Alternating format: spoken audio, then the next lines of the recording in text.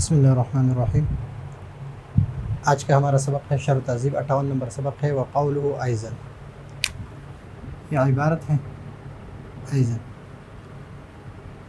اس سبق میں اہم یہ 4 چیزیں ہیں سبق میں۔ ایک ہے ایضا کی ترکیب،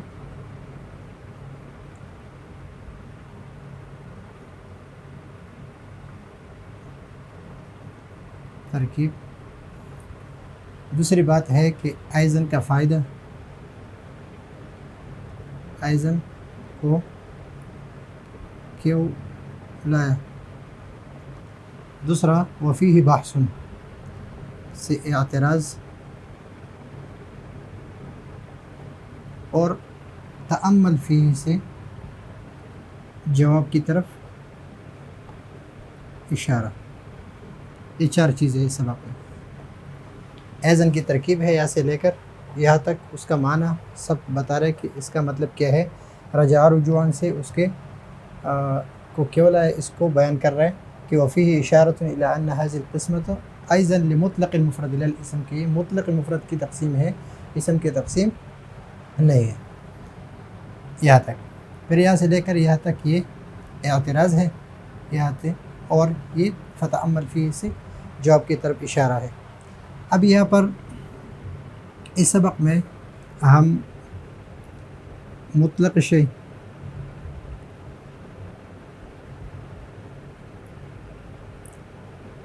مطلق الشیء او الشیء المطلق یہ پڑھیں گے، اور اس کے ساتھ ساتھ بشرط شیء،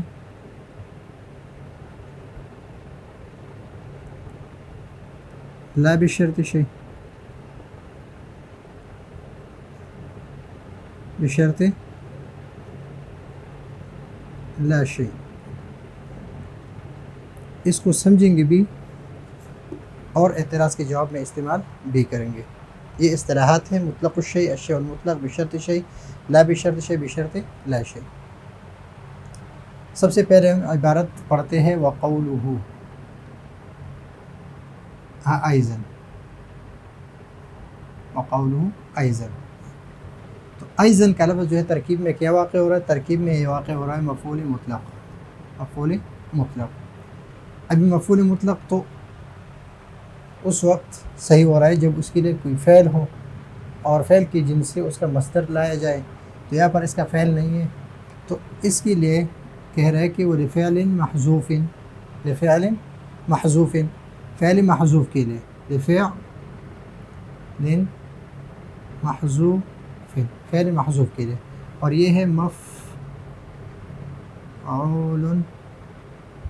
مطلق، مفعول مطلق لفعل محذوف، ای آذا، ایضا، ای رجع رجوعا، رجع یعنی اس کے لیے آذا ہم فعل نکالیں گے، اور ایضا جو ہے یہ اس کے لیے مفعول مطلق ہے۔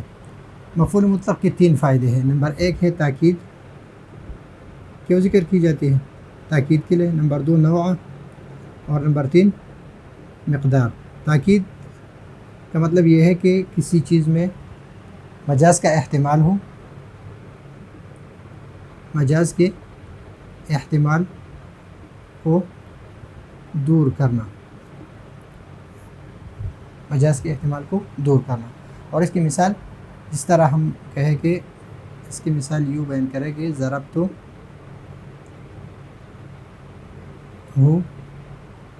ضربتاً، ضرباً، ضربتہ ضرباً، میں نے ان کو مارا۔ نوع کے لیے مثلا جلست جلسۃ القاری، اور مقدار کے لیے اکلت اکلتین، میں نے 2 خوراک کھائے، میں نے 2 خوراک کھایا۔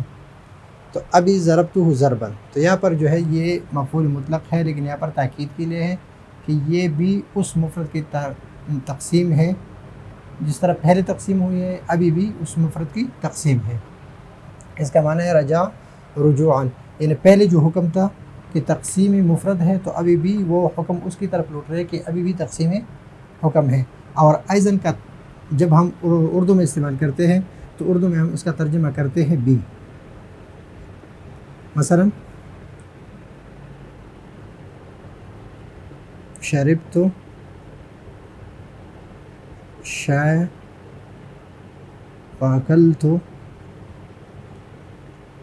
الخبز أيضا، میں نے چائے پی اور کھانا بھی کھایا، تو اب یہاں پر لفظ بھی کے معنی میں ہم نے استعمال کیا۔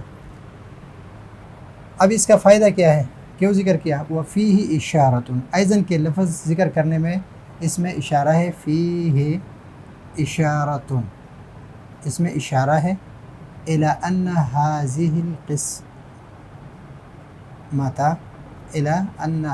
القسمۃ، کہ یہ تقسیم جو ہے ایضاً بھی کس کی ہے؟ مطلق المفرد للاسم، اور اسم کی تقسیم نہیں ہے، اسم کی تقسیم نہیں ہے۔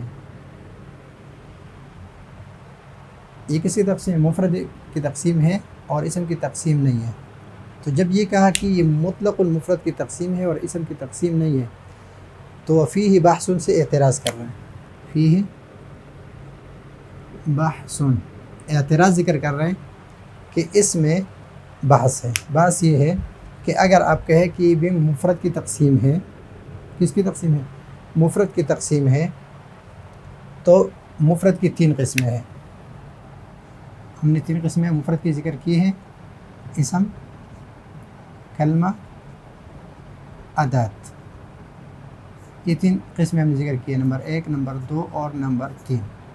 تو جب 3 قسمیں ہیں تو پھر یہ جتنی بھی اقسام ہیں، مثلا عالم ہے، متواتی ہے، مشکک ہے، مشترک ہے، منقول ہے، حقیقت ہے اور مجاز ہیں، یہ قسمیں اسم کی بھی ہوں گے، کلمہ کی بھی اور ادات کی بھی، اگر یہ مفرد کی تقسیم ہو۔ اگر اسم کے ہو تو صحیح ہے، یہ عالم، متواتی اور مشکک۔ تو اس میں یہاں پر یہ اعتراض کر رہا ہے فَإِنَّهُ يَقْتَضِي، یہ بحث جو ہے کہ اگر آپ کہہ رہے ہیں کہ یہ مطلق مفرد کی تقسیم ہے تو فَإِنَّهُ يَقْتَضِي، یہ تقاضا، یہ تقسیم جو ہے تقاضا کرتی ہے کس چیز کے؟ أَن يَكُونَ الفعل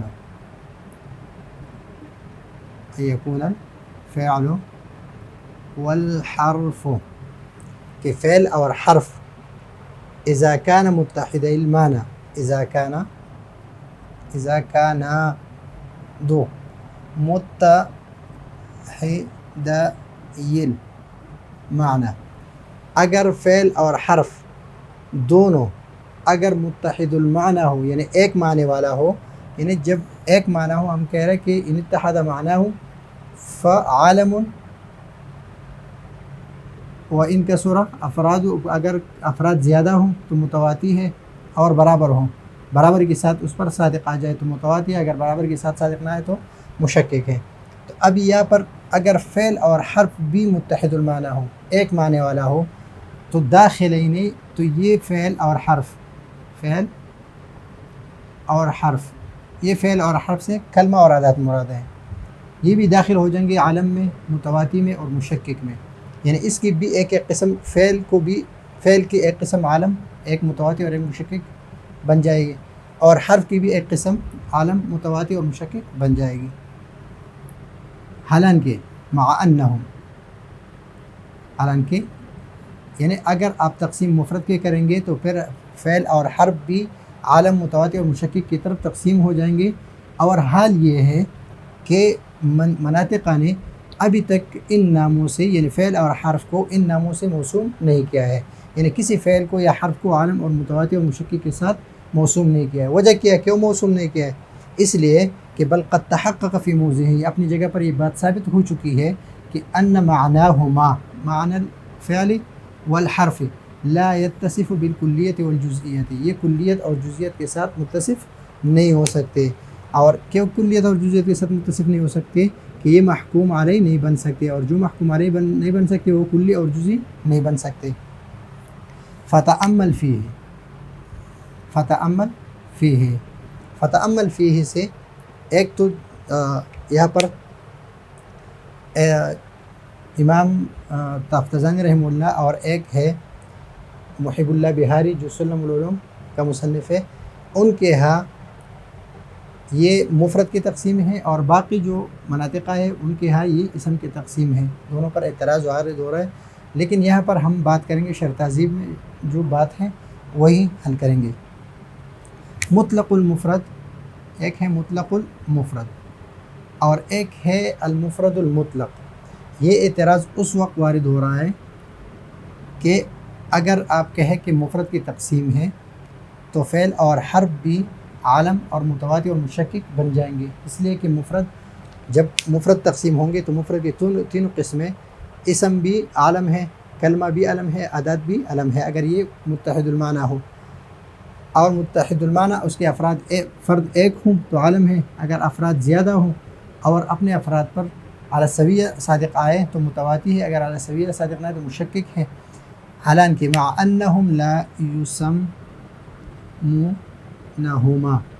ہما یعنی فعل اور حرف، بہذہ الاسامی بالعلم المتواتی والمشکک. اب یہاں پر بل قد تحقق فی موضعہ ان معناہما لا یتصف بالکلیت والجزئیت.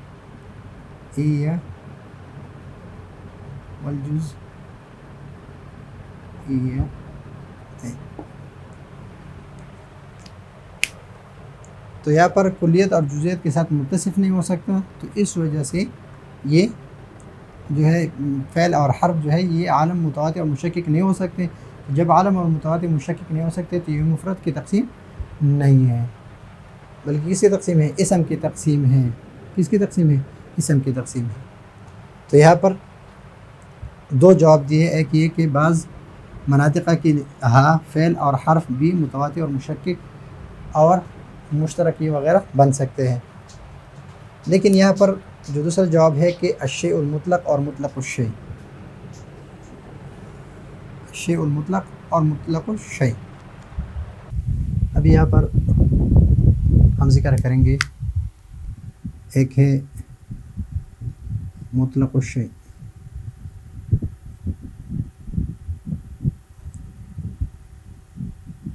ایک ہے الشیء المطلق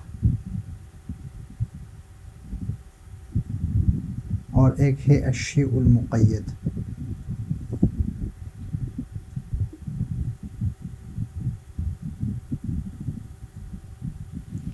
مقید اس کے ساتھ 3 مرتبے ذکر کی جاتی ہے. مطلق الشیء بمرتبہ لا بشرط شیء، لا بشرط شیء. الشیء المطلق یہ بمرتبہ بشرط لا شیء، اور الشیء المقید بشرط شیء.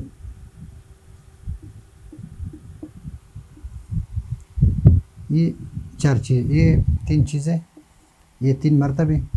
اور یہاں پر مفرد، اس میں جب یہ پڑھیں گے یہ اصطلاحات سمجھیں گے تو مفرد اور کہ یہ تعریف اسم کی ہے یا مفرد کی ہے، المفرد المطلق کی ہے یا مطلق المفرد کی ہے، کس چیز کی ہے، اور اعتراض کا جواب جو ہے وہ بھی سمجھ آئے گا. مطلق الشیء جو ہے یہ عام ہے اور الشیء المطلق یہ اخص ہے، اور پھر یہ مطلق الشیء یہ اس کے مقابلے میں یہ عام ہے اور الشیء المقید یہ اخص ہے، یعنی مطلق الشیء یہ ان سب سے عام ہے اور پھر یہ اس سے عام ہے اور یہ اخص ہے، اور یہ اخص ہے اس سے اور یہ اخص ہے اس سے، یعنی یہ دونوں سے عام ہے، یہ اس سے عام ہے۔ تو یہاں پر ابھی بشرط لا بشرط شیء، لا بشرط شیء کا جو مرتبہ یہ وہ مرتبہ ہے، وہ مرتبہ ہے جس میں نہ عموم کی شرط ہوتی ہے اور نہ خصوص کی، یعنی اس میں نہ یہ شرط ہے کہ یہ عام ہے نہ یہ شرط ہے کہ یہ خاص ہے، کوئی شرط اس میں نہیں ہے، اس کو کہتے ہیں مطلق الشیء اور مرتبہ لا بشرط شیء، میں مرتبہ لا بشرط شیء، یعنی یہ اس میں نہ تجرد عن العوارض، تجرد کہتے ہیں خالی ہونا، عن العوارض عوارض سے خالی ہونے کی شرط ہوتی ہے، نہ تجرد عن العوارض کی شرط ہوتی ہے اور نہ خلط مع العوارض کہ اس میں عوارض موجود ہو، عوارض کی شرط، یعنی اس میں کوئی شرط نہیں ہوتی نہ تجرد کی اور نہ خلط کی کہ اس کے ساتھ عوارض ہے یا عوارض نہیں ہے، یہ کوئی شرط اس میں نہیں ہے۔ مثلا لفظ انسان، لفظ انسان اس میں یہ قید نہیں ہے کہ یہ خاص انسان ہے اور یہ قید بھی نہیں ہے کہ عام انسان، بلکہ صرف لفظ انسان۔ الشیء المطلق، الشیء المطلق اس کو کہتے ہیں کہ اس کے ساتھ مطلق اطلاق کی قید ہے، کہ وہ چیز جو مطلق ہو اور اس کے ساتھ کوئی قید نہیں ہے، اس کے ساتھ کوئی قید نہیں ہے، یہ مضاف مضاف الیہ ہے،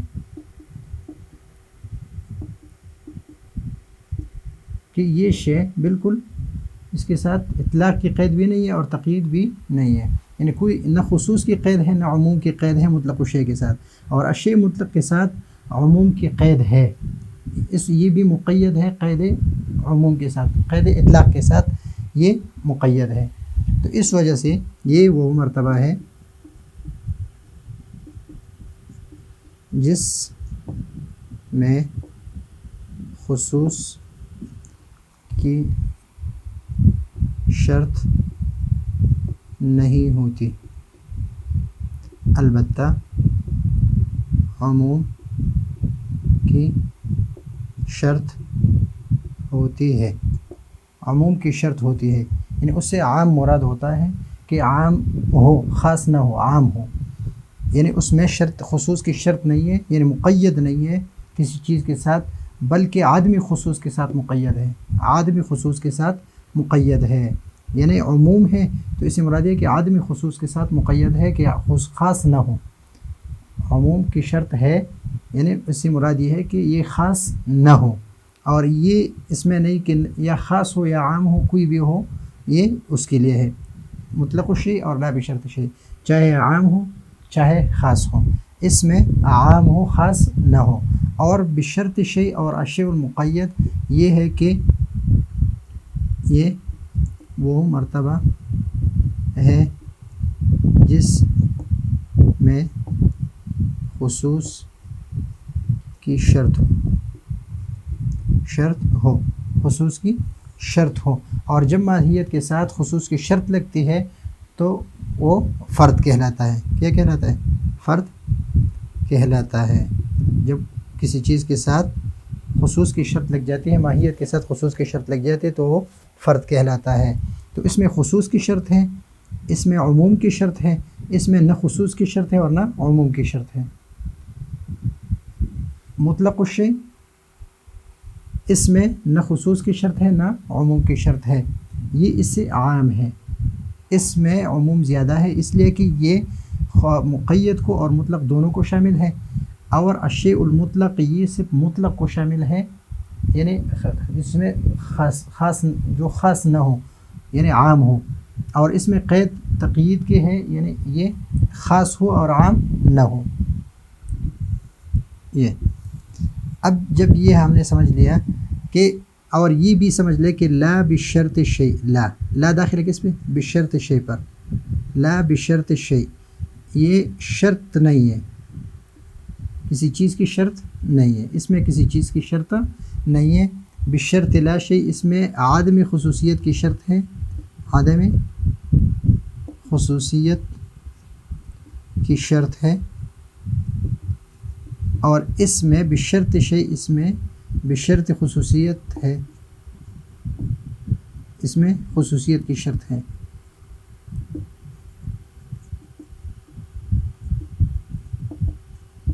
شرط ہے یعنی عدم خصوصیت یعنی عموم، اور خصوصیت کی شرط بشرط لا شیء کہ اس شرط کے ساتھ کہ اس میں یہ چیز، اس چیز کا نہ ہونا شرط ہے، اور اس میں اس چیز کا ہونا شرط ہے، کسی چیز کا ہونا شرط ہے، کسی چیز کا نہ ہونا شرط ہے، اور کسی چیز کی شرط نہیں ہے، کسی چیز کی شرط نہیں ہے، کسی چیز کے نہ ہونے کی شرط ہے، کسی چیز کی ہونے کی شرط ہے۔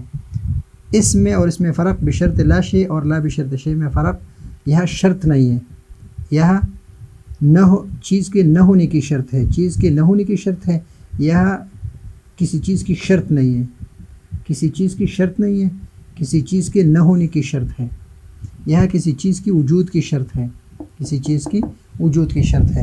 تو ابھی آسان ہو گیا کہ مطلق الشیء، ابھی یہاں پر یہ تقسیم ہے، تقسیم اگر آپ کہیں کہ تقسیم جو ہے اگر مفرد کی ہو تو پھر فعل اور حرف کس میں داخل ہو رہا ہے؟ ابھی آتے ہیں اصل اعتراض کی طرف۔ اصل اعتراض جو ہے یہ ہے کہ اگر یہ تقسیم مفرد کی ہو تو اعتراض یہ وارد ہو رہا ہے کہ پھر مفرد کی 3 قسمیں اسم، کلمہ اور ادات، تو پھر جس طرح اسم جو ہے عالم متواتر مشکک ہے تو فعل اور حرف بھی عالم متواتر اور مشکک ہونا چاہیے، حالانکہ مناطق کے نزدیک ان چیزوں کو یعنی حرف اور فعل کو عالم متواتر اور مشکک کے ناموں سے موسوم نہیں کی جاتے، اس لیے کہ یہ اپنی جگہ پر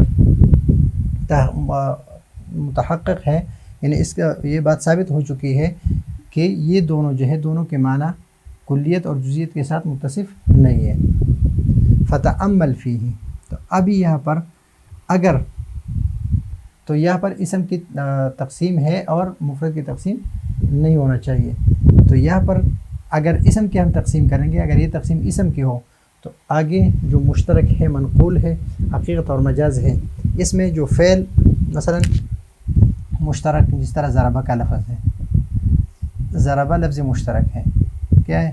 لفظ مشترک ہے، اس کے بہت سارے معانی ہیں، ضرب القلب اس کا دھڑکنا، ضرب العرق اس کا پھڑکنا، اور یضربون فی الارض یبتغون من فضل اللہ زمین میں پھیلنا چلنا، اور ضرب اللہ مثلا بیان کرنا، اور اسی طرح ضرب کا معنی مارنا بھی ہے، تو بہت سارے معنوں میں مشترک ہے۔ اس طرح صلی جو ہے یہ لفظ منقول ہے، اس طرح نطق الانسان حقیقت ہے، اور نطق الحال یہ مجاز ہے، مجاز میں مستعمل ہے۔ تو اس طرح فعل باقی جو اقسام ہے پھر وہ اسم کی اقسام نہیں ہے، صرف اسم کی نہیں، وہ فعل اور حرف کی بھی ہے۔ تو اس وجہ سے یہاں پر جو اعتراض ہے کہ یہ تعریف جو ہے یہ تقسیم یہ المفرد المطلق کی نہیں ہے، المفرد المطلق کی نہیں ہے، بلکہ مطلق المفرد کی ہے، مطلق المفرد کی ہے۔ اور جب مطلق المفرد کی ہے تو مطلق المفرد میں الشیء المقید مفرد اس میں المفرد المقید پر بھی صادق آ رہے اور مفرد المطلق میں بھی صادق آ رہا ہے، دونوں پر صادق آ رہا ہے۔ چاہے مطلق المفرد ہو تو اس کی 3 افراد ہے، اسم، ادات اور کلمہ، اور اگر اگر المفرد المقید ہو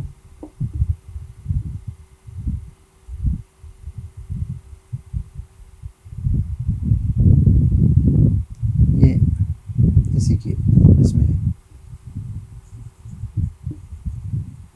ये इसको भी शामिल है। और अल-मुफ़रदुल मुक़य्यद यानी इसम में पाया जाए, यानी इसमें तख़सीस की जा सकती है, इसम में पाया जाए, हर्फ में पाया जाए, फ़ेल में पाया जाए। तो मुतलक़ुल मुफ़रद की तक़सीम है, चाहे वो इसम हो, फ़ेल हो, हर्फ हो या तीनों हो, कुछ भी हो तो सबको शामिल है। तो फ़तअम्मल फ़ीही से इसी तरफ इशारा है कि यहाँ पर तक़सीम जो है ये मुतलक़ुल मुफ़रद की है, इसम की भी नहीं है और अल मुफ़रदुल मुतलक़ की भी नहीं है, बल्कि मुतलक़ुल मुफ़रद की है। और मुतलक़ुल मुफ़रद जो है इसमें ला बिशर्त शै के दर्जे में है कि इसमें न खुसूसियत की क़ैद है ना उमूमियत की क़ैद है। और जब खुसूसियत और उमूमियत की क़ैद ना हो तो इसको भी शामिल है और इसको भी शामिल है। और जब दोनों को शामिल है तो ये किस्में जो इसम के है वो इसम के हो जाएंगे और आगे जो किस्में हैं वो इसके हो जाएंगे और ये इश्काल इसमें नहीं रहेगा। तो ये है आज का हमारा सबक। अगले सबक के लिए इजाज़त चाहते हैं। अल्लाह हाफ़िज़।